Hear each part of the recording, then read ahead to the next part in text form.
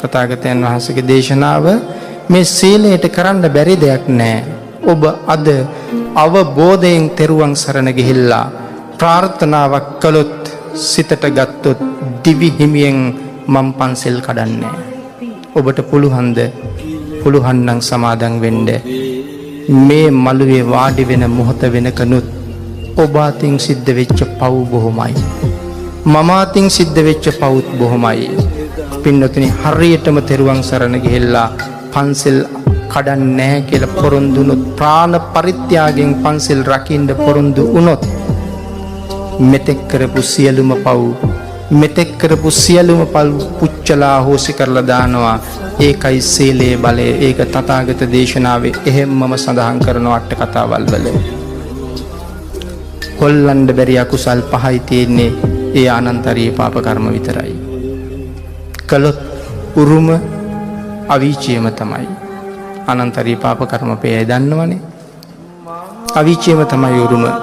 කළොත් ඒකෙන් මග අරින්න බෑ. නමුත් සීලය කොයිතරම් ශක්තිමත්ද? ආනන්තරීය පාප කර්මයේ කරලා ඒ කර්මයක් හොලවලා අවීචයට යන්නේ නැතුව බේරිච්ච කෙනෙකුත් මේ ශාසනයේ ඉන්නවා කියලා කිව්වොත් පින්නතුනි කවුද? අජාසත් මහරජු. තාත්තා මරුවා කල්යාණ මිත්‍රත්වයේ හම්බෙච්ච නැති හින්දා ඒක ආනන්තරීය පාප කර්මයක් පස්සේ තේරුම් ගත්තා. නමුත් තථාගතයන් වහන්සේ ළඟට ගිහිල්ලා බුදුන් සරණ ගිහිල්ලා දිවි හිමියෙන් ප්‍රාණ පරිත්‍යාගයෙන් සෙල් ආරක්ෂා කරන්න තීරණය කළා. මේ ශාසනයේ අදත් බණ කියන්නේ මේ මහ පිංකම් කරන්නේ උන්වහන්සේගෙන් ලැබුණ ශක්තිය අසීමාන්තිකයි. මේ මහරජුරුවන්ගෙන් පළවෙනි ධර්ම සංගායනාව සිද්ධ කරන්න ජීවිතය පරදුවට තියලායි මහා කාශ්‍යප මහ රහතන් වහන්සේට ශක්තිය දුන්නේ.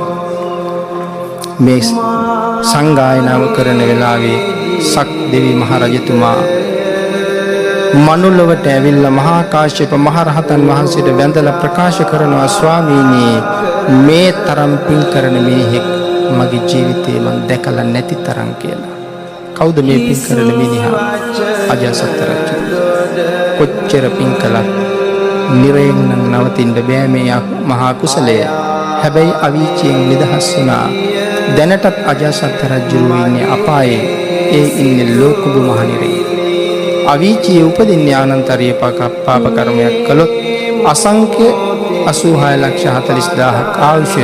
නමුත් ලෝකුඹ නිරේ අවුරුදු 60,000යි ආයුෂ. උණු වෙච්ච යකඩ තියෙන්නේ. මේ වෙනකොටත් මහරජතුමා පෙන දදා පැහැෙනවා මේ අපායේ. පතුල හොයන්න යනවා කකුල් දෙක උඩට ඔළුව යටට පැහි අවුරුදු 30,000ක් යනවා පතුල හොයාගන්න. තාමත් බුදු පියාණන් වහන්සේ පිරිනිවන් පාලා අවුරුදු 2559 නම් අජාසත් මහරජුරවන්ට ලෝකුඹ නිරේ පතුල හොයන්න තවත් අවුරුදු 27,000 ගණක් එහෙම්මම ඉතුරුයි. පතුලට ගිහිල්ලා හිස පතුලේ වැදුනහම හිස අනිත් පැත්තට හැරිලා කකුල් පහළට හැරිලා ගොඩට එන්න අවුරුදු 30,000යි. යටට යන්න 30,000යි. උඩට එන්න 30,000යි. අසංඛ්‍ය 86,40,000ක දුක අවුරුදු 60,000න් කෙරවල කරනවා කියලා කියන්නේ දූවිලි අංශුවකටත් වඩා බොහොම ටිකයි. එහෙම ගොඩ ඇවිල්ලා මෛත්‍රී බුදු පියාණන් වහන්සේ පහළ වෙන්න කලින් උන්වහන්සේ පසේ බුදු වෙලා පිරිනිවන් පානවා. සීලයකට පුළුවන් මේ මහා කර්මය නමුත් පුළුවන්. තථාගත සම්මා සම්බුද්ධ ශාසනයේ සීලය අත්‍යවශ්‍යමයි. ප්‍රඥාව දියුණු කරන්න.